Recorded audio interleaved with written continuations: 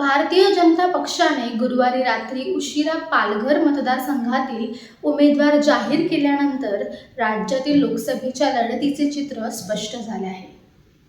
यावेळी 14व्या विधानसभेतील सर्व पक्षीय एकूण 14 आणि विधान परिषदेचा 1 असे एकूण 15 आमदार लोकसभेच्या रिंगणात उतरले आहेत।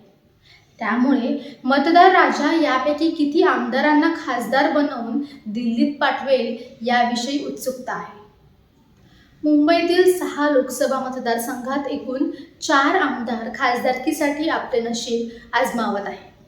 मुख्यमंत्री एकनाथ शिंदे यांच्या नेतृत्वाखालील शिवसेनेने दक्षिण मुंबई आणि उत्तर पश्चिम मुंबईतून अनुक्रमे यामिनी जाधव, रवींद्र जाधव या 2 आमदारांना उमेदवारी दिली आहे। भाजपने ईशान्य मुंबईतून मुलुंडचे आमदार मिहिर कोटेचा तर काँग्रेसने उत्तर मध्य मुंबईतून धारावीच्या आमदार वर्षा गायकवाड यांना लोकसभेच्या आखाड्यात उतरवले आहे। शिंदे सेनेने रामटेकमधून विद्यमान विधानसभेचे सदस्य राहिलेल्या राज पारवे यांना उमेदवारी दिली आहे।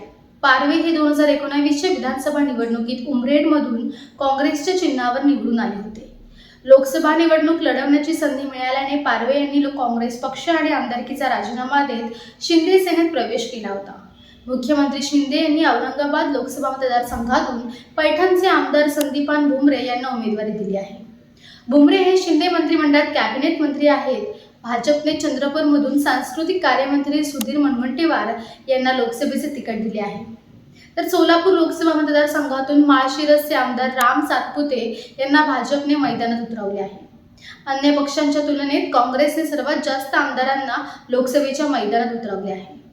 त्यात नागपूरमधून विकास ठाकरे, अमरावतीमधून बळवंत वानखेडे, सोलापूरमधून प्रणिती शिंदे आणि पुण्यातून निवडणूक लढवत असलेले रवींद्र धंगेकर यांचा समावेश आहे।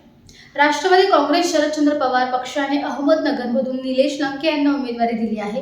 राष्ट्रवादीत फूट पडल्यानंतर लंके हे उपमुख्यमंत्री अजित पवार यांच्या गटात गेले होते। मात्र लोकसभा निवडणूक लढवण्यासाठी लंके यांनी आमदारकीचा राजीनामा देऊन शरद पवार गटाची तुतारी हातात घेतली।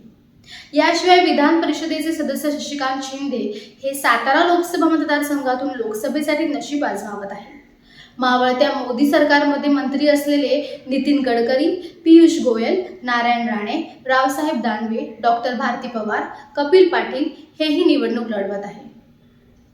तर असेच नवीन आणि ताजे व्हिडिओज पाहण्यासाठी देशदूतच्या सोशल मीडिया प्लॅटफॉर्मला लाईक करा, शेअर करा आणि सबस्क्राईब करा। धन्यवाद।